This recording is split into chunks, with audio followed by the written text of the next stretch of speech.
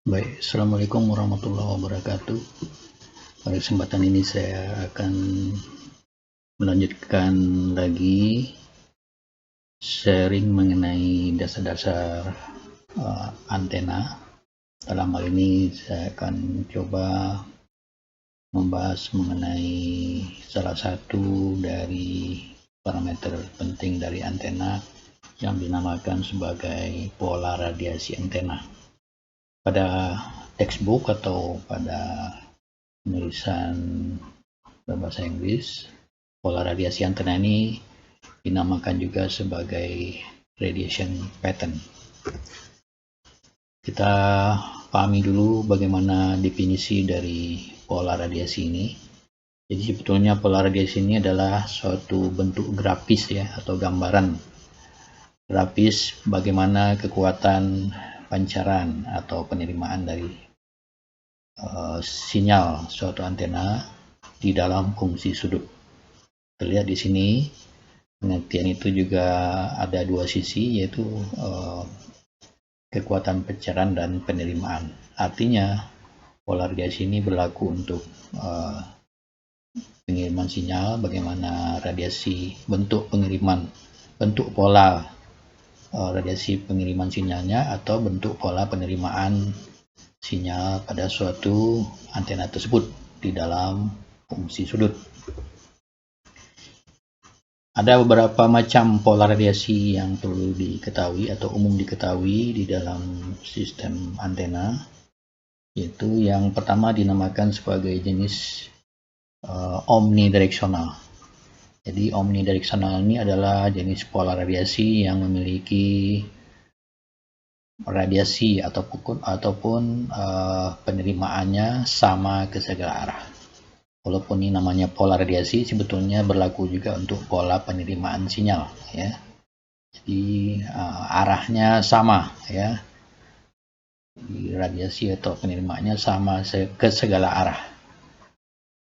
Jadi ini dihasilkan jenis pola radiasi omnidireksional ini oleh antena isotropis. Apa itu antena isotropis? Itu adalah berupa sumber titik yang memancarkan radiasi serba sama ke segala arah. Jadi ada suatu sumber titik atau titik, kemudian dia menghasilkan energi dan radiasinya sama ke segala arah. Nah, itu dinamakan sebagai antena isotropis.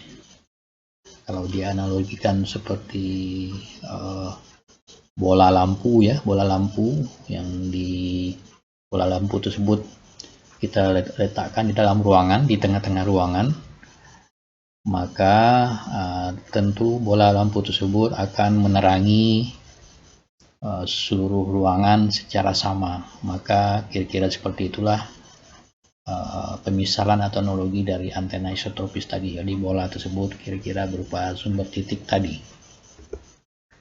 Jadi kalau digambarkan dia bentuk pancarannya berupa bidang bola, 3 dimensi bidang bola seperti ini.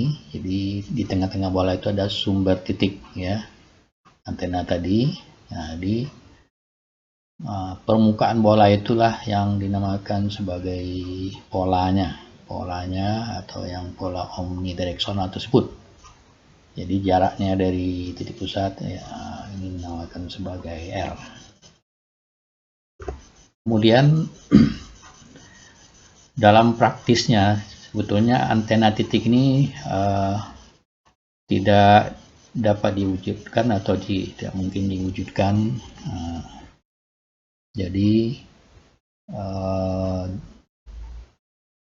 antena tersebut ditemukan dalam bentuk polanya sama ke segala arah secara horizontal ya, secara horizontal ataupun secara vertikal saja. Tidak dapat kita temukan antena yang berupa sumber titik tadi, jadi hanya ke segala arah horizontal saja atau vertikal saja. Sebagai contoh, ini adalah untuk yang umum diterapkan, tentu radiasinya sama ke segala arah secara horizontal, karena audien kita itu tidak ada yang di atas atau di bawah ya. Audien atau penerima dari suatu sinyal pemancar itu arah ke atas dan ke bawah tidak banyak, jadi lebih kepada wilayah horizontal saja atau sama ke segala arah secara horizontal. Nah, ini dimungkinkan oleh antena yang kita namakan sebagai dipole. Sebagai contoh nih antena dipole tersebut. Nah, kalau secara fisik ini antenanya jadi dipasang di tiang, kemudian antenanya digantungkan di sini, ini ada kabelnya. Nah, ini nanti dia akan menghasilkan pola omnidireksional. Bagaimana dia tampilannya? Dia seperti ini. Jadi ini antena tadi, ini yang saya gambarkan berwarna merah, 2 potong kawat berwarna merah. Jadi melingkar ya, melingkar seperti ini.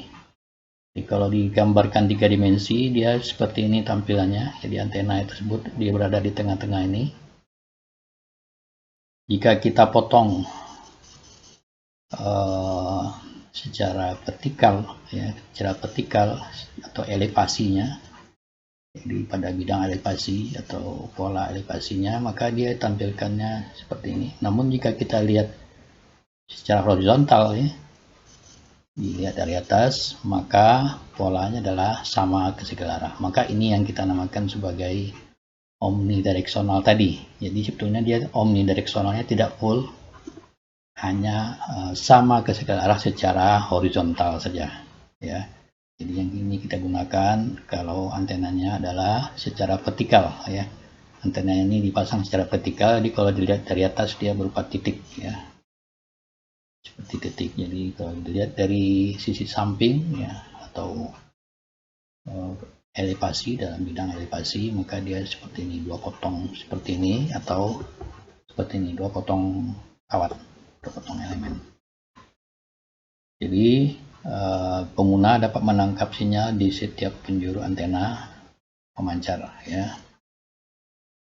Maksudnya secara horizontal. Kemudian kelemahan dari bentuk pola radiasi ini adalah cakupannya kecil ya, karena dia terdistribusi merata sama ke segala arah. Jadi kelemahannya adalah cakupannya tidak terlalu besar. Untuk memperbesarnya tentu dengan daya ditambah dayanya ya, ditambah dayanya. Kemudian untuk kelebihannya adalah dia sama ke segala arah.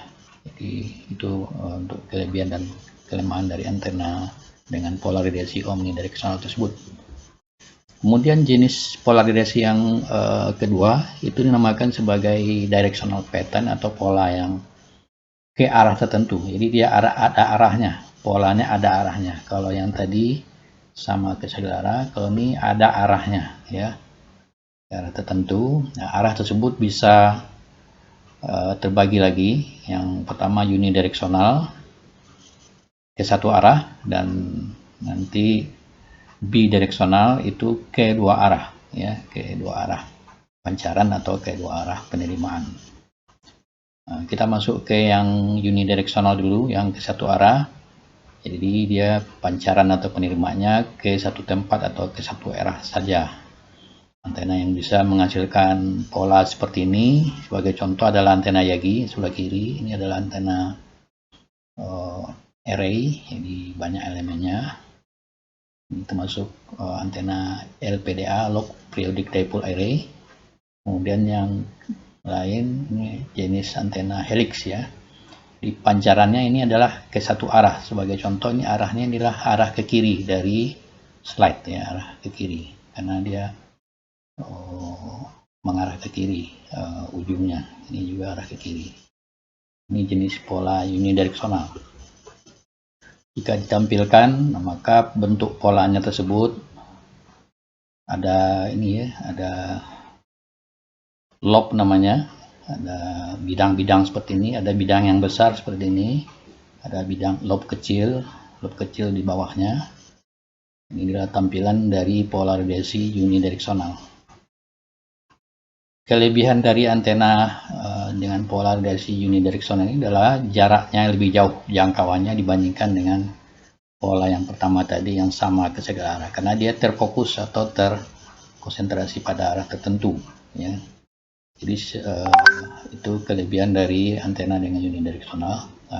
Kelemahannya tentu dia tidak bisa melingkupi arah yang lain, jadi dia hanya fokus ke arah tertentu saja, ya.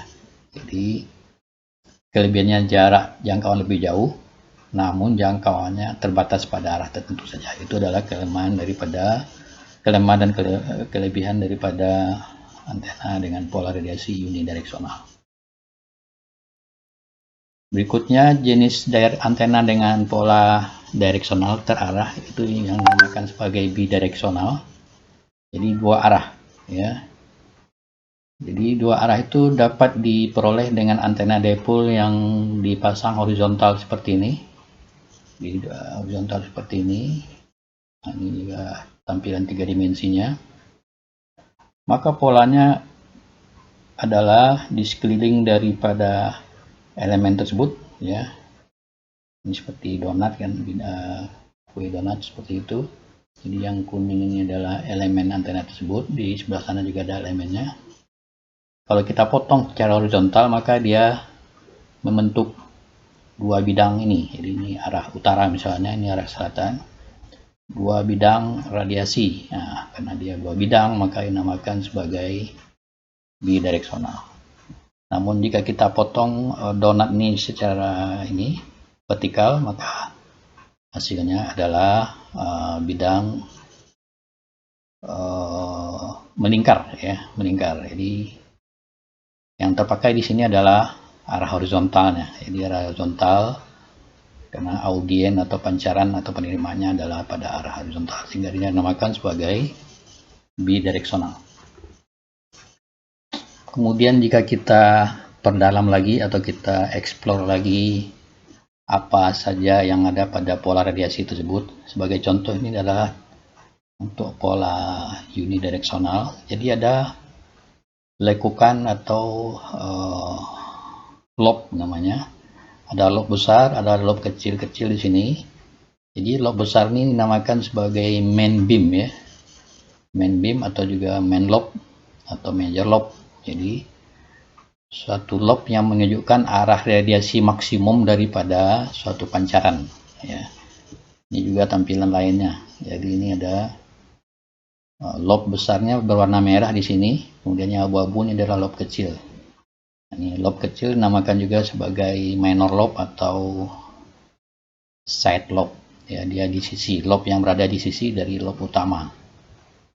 Jadi lob utama itu dia satu buah, kemudian minor lobnya biasanya kecil-kecil, ada di samping atau di bagian yang lain, ya. Sebagai contoh nih di arah utara misalnya, atau di arah 0 derajat. Nah, jadi selain arah itu maka radiasinya kecil. Ini termasuk yang unidireksional tadi, ya, unidireksional tadi. Apa yang perlu kita ketahui di sini, ada yang dinamakan sebagai half power beamwidth. Jadi beam itu adalah sorotan, width itu lebar. Jadi lebar sorotan setengah daya, ya. Lebar pancaran atau lebar sorotan setengah daya. Bagaimana sorotannya itu? Berarti lebar sorotan dari antena tersebut berapa gitu. Jadi ibaratnya kalau saya kembali kepada lampu tadi, lampu tersebut kita beri kerucut gitu, ya. Kerucut di sekelilingnya sehingga dia mengarah ke arah tertentu. Kalau bola lampunya tidak kita beri kerucut, maka dia akan sama ke segala arah. Jadi berapa sorotannya itu, maka lebarnya dinamakan sebagai half power beamwidth. Bagaimana menentukannya? Jadi diambil dari titik maksimumnya. Jadi ini maksimumnya misalnya 0 dB. Kemudian nanti levelnya akan berkurang 3 dB atau setengah daya atau half power, titik setengah daya, ya. Setengah daya itu namakan sebagai min 3 dB. Di sebelah kiri ada min 3 dB, sebelah kanan juga ada min 3 dB. Nah, sudutnya itu. Jadi dari titik pusat ini kita tarik garis sini, kemudian dari pusat ini tarik lagi ke garis sebelah kanan yang ada min 3 dB-nya. Jadi titik ini dan titik ini akan membentuk sudut, ya. Sudut itulah yang dinamakan sebagai beam width-nya. Berapa derajat sudut pancarannya, ya. Biasanya semakin sempit sudut pancarannya, semakin jauh jangkauan daripada radiasi tersebut, cakupannya. Semakin lebar beam width-nya, maka jangkauannya semakin dekat. Kalau antena omnidireksional, maka beam width-nya adalah 360, ya, karena dia sama ke segala arah. Kalau ini berarti dia ya mungkin lebih kurang 30 atau 60 derajat, jadi tidak sampai 90 derajat. Yang minimal di sini kita paham dulu apa itu half power beam width, ya. Atau HPBW, disingkat HPBW. Ini penting dipahami karena menunjukkan lebar sorotannya berapa, ya, berapa derajat. Ini juga tampilan lain atau cara lain menjelaskan HPBW tersebut. Jadi ada amplitudo maksimum. Jadi sudut-sudut ini adalah titik ini diambil dari penurunan 3 dB dari nilai maksimumnya. Jadi lebar yang merah inilah yang dinamakan sebagai HPBW-nya. Jadi dalam ini adalah main lobe-nya di sini arah ke kanan, ya, main lobe-nya arah ke kanan. Ini minor lobe-nya, ya, ini minor lobe-nya. Ini major lobe atau main lobe, ya. Jadi untuk penjelasan lebih detail lagi tentang HPBW tersebut. Kemudian di sini juga ditampilkan lagi, misalnya yang gambar ini kan ada radiasi dalam posisi sudut, ya, 360 derajat. Arah 0 derajat ada daerah maksimumnya. Ini kan ada lagi daerah-daerah minimum. Jadi yang paling maksimum itu di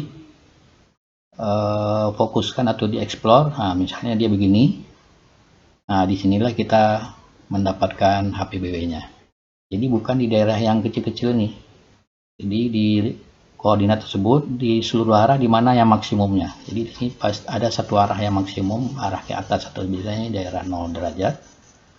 Nah, ini diperbesar atau dieksplor lagi. Nah, di arah maksimumnya. Nah, ini ada titik min 3 dB arah kirinya, dan arah kanannya juga ada lagi min 3 dB. B itu yang beam width-nya, ya, beam width atau HPBW-nya, ya. Jadi kadang-kadang disebut beam width saja atau seperti ini, beam width. Yang lengkapnya sebetulnya HPBW. Berasal dari half power beam width, jadi lebar sorotan setengah daya. Jadi dari titik-titik itu diambil dari titik maksimum dikurangi setengah daya atau sebesar min 3 dB. Jadi ini adalah contoh menampilkan HPBW dari hasil pola radiasi yang ada. Nah, didapatkan HPBW-nya. Dari sini juga bisa diperoleh nanti maksimumnya berapa, cari min 3 dB-nya. Jadi yang jelas di sini nampak HPBW-nya lebih lebar dibandingkan yang gambar sebelah kanan. Lebih lebar lagi. Kemudian bagaimana perlu kita pahami tentang pemilihan antena berdasarkan pola radiasi tersebut. Pola radiasi mana yang lebih baik maksudnya. Kan ada 3 tadi, omnidireksional, bidireksional, atau unidireksional. Nah, jadi sebetulnya pemilihan antena itu atau pola radiasi itu disesuaikan dengan kebutuhan. Mana yang paling baik itu adalah sesuai dengan kebutuhannya saja, ya.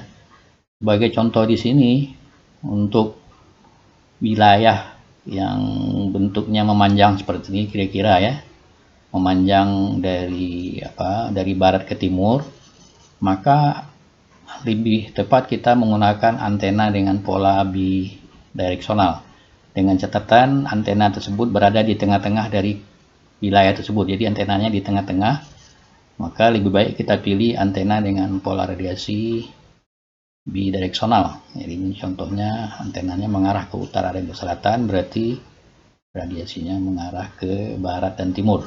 Jadi untuk kondisi seperti ini maka lebih tepat kita memilih antena dengan pola radiasi bidireksional. Kemudian jika wilayahnya berbentuk seperti ini, kira-kira melingkar atau mungkin persegi, kemudian pemancarnya berada di tengah-tengah kota, maka lebih baik kita menggunakan antena dengan pola radiasi omnidireksional, ya, omnidireksional. Sebagai contoh di antena vertikal seperti ini, jadi antena berada di sini, maka radiasinya akan sama ke segala arah. Jadi ini contoh penerapan dari antena dengan pola omnidireksional. Maksudnya omnidireksional secara horizontal, sama ke segala arah secara horizontal. Kemudian masih sama seperti tadi, yang ini adalah pemancarnya berada di tengah, atau antena A-nya atau antenanya berada di tengah-tengah. Bagaimana kalau A-nya itu antena itu berada di pinggir kota? Ya, pemancarnya di pinggir kota, maka lebih tepat kita menggunakan antena dengan pola unidireksional, berarti dia mengarah ke sini, ya. Di pojok sini berarti dia di radiasinya ke arah di sini, utara berarti di barat laut, ya, barat laut. Atau kalau di sini ke arah kiri atas gitu, ya, ke arah kiri atas dari gambar ini. Maka untuk kasus seperti ini, kalau pemancarnya berada di pinggir kota, lebih baik dipilih antena dengan pola radiasi unidireksional, sebagai contoh antena Yagi atau mungkin antena array atau antena helix, ya.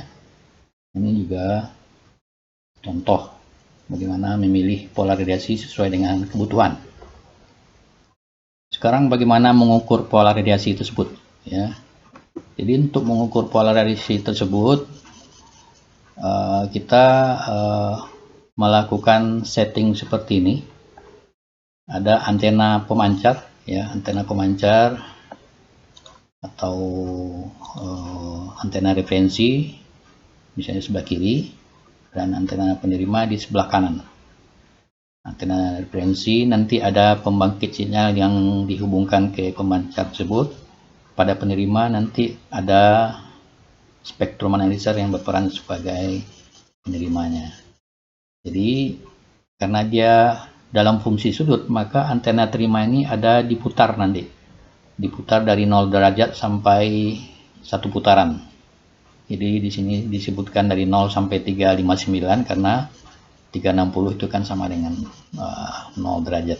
Jadi antena yang mau diukur tadi DUT atau device under test. Jadi antena yang mau dites atau mau diketahui berapa pola radiasinya, bentuk pola radiasinya dinamakan sebagai DUT.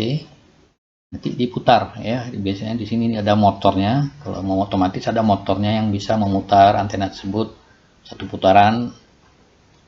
Setiap sudut tertentu diukur berapa penerimanya dengan spektrum analyzer, ya. Jadi antena yang diukur tersebut ditampilkan hasil pengukurannya dalam tabel pengukuran. Dibuat tabelnya, kemudian setelah ada tabel digambar kurvanya, ya, kurva radiasi tersebut atau pola radiasinya, untuk mendapatkan bagaimana pola radiasinya. Jadi tabel itu bisa dilihat seperti ini. Jadi ada 2 kolom tabelnya. Kolom pertama itu adalah kolom sudut, ya, dalam derajat. Kolom kedua adalah level terimanya. Jadi keterima yang menggunakan spektrum analyzer tadi, setiap sudut diukur. Jadi 0 derajat. Nah, ini sebagai contoh, ini 10-10 stepnya. 10, 20, 30, 40, 50, 60 sampai nanti 350. Nanti 360 itu kan kembali lagi ke 0. Jadi step itu bervariasi, bisa dibuat setiap derajat, 1 derajat, setiap 5 derajat atau 10 derajat. Jadi sebetulnya yang lebih bagus itu, lebih teliti itu adalah setiap 1 derajat. Nah, namun pengukurannya sedikit lebih lama, ya. Setiap 1 derajat diukur, berhenti, ukur lagi sampai 360. Jadi semua bisa dicoba. Kalau setiap 5 derajat berarti 0, 5, 15, 20, 25 dan seterusnya.